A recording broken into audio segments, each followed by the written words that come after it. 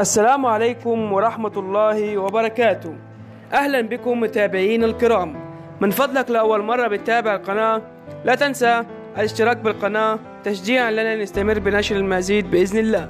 سعر الجنيه السوداني مقابل العملات اليوم الخميس الموافق 30/5/2019. من فضلك لا تنسى أن تدعم الفيديو بلايك والاشتراك بالقناة.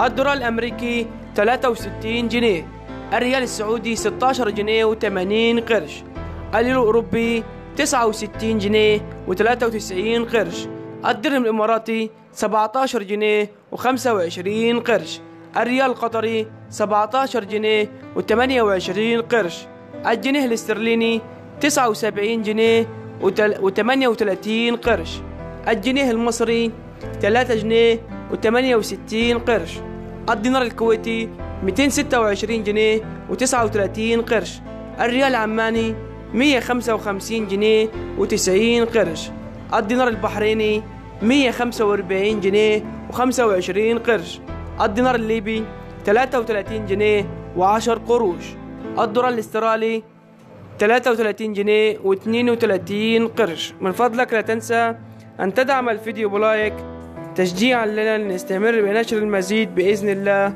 والسلام عليكم ورحمة الله وبركاته.